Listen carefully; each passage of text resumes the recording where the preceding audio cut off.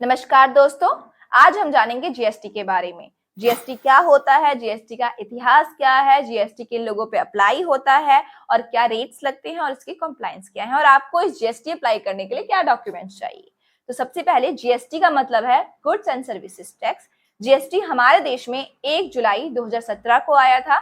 GST हमारे देश में चल रहे बहुत सारे इनडायरेक्ट टैक्सेस की जगह पर आया था। GST one nation one tax के मोटिव से आया था।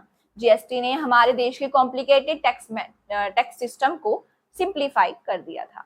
जीएसटी उन लोगों पे अप्लाई होता है जिनका टर्नओवर 20 लाख से ज्यादा है in the case of services, और जीएसटी उन लोगों पे अप्लाई होता है जिनका टर्नओवर 40 लाख से ज्यादा है in the case of goods. तो इनके साथ जीएसटी अप्लाई करने के लिए क्या क्या डॉक्यूमेंट चाहिए। जीएसटी अप्लाई करने के लिए हमें चाहिए trade name with the photo of owner and geo tag, और उसके बाद हमें चाहिए रेंट एग्रीमेंट, इलेक्ट्रिसिटी बिल, और आपको चाहिए कुछ डिटेल्स ऑफ ऑनर। तो अगर आप लोगों को ये भी जानना है कि हम घर बैठे जीएसटी अप्लाई कैसे कर सकते हैं, तो आप हमारी नेक्स्ट वीडियो को देखना ना भूलें।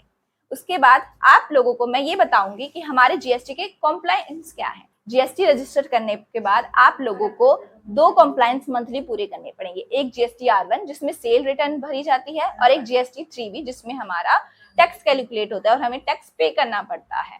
तो अब हम जानेंगे जीएसटी के रेट्स के बारे में। अगर आप मैन्युफैक्चरर हो, रिटेलर हो, होलसेलर हो, सर्विस सप्लायर हो, तो आप पे जीएसटी लागू होगा। हाँ जी, लागू होगा। तो जीएसटी मैन्युफैक्चरर को भी लागू होता है और रिटेलर, होलसेलर सबको लागू होता है। जीएसटी के रेट्स डिपेंड होते हैं उनके सर्विसेज और उनके प्रोडक्ट्स में। जैसे कि अगर मैं बात करूं ज्वेलरीज लाइक सोना, चांदी, एल्यूमिनियम, इन सब पे हमारा लगता है 3%। कुछ ग्रोसरीज में जीएसटी 5% लगता है। तो एजुकेशन सिस्टम में जीएसटी लगता है 18%, सैलून में जीएसटी लगता है 18%। ये मैंने आपको कुछ बताए।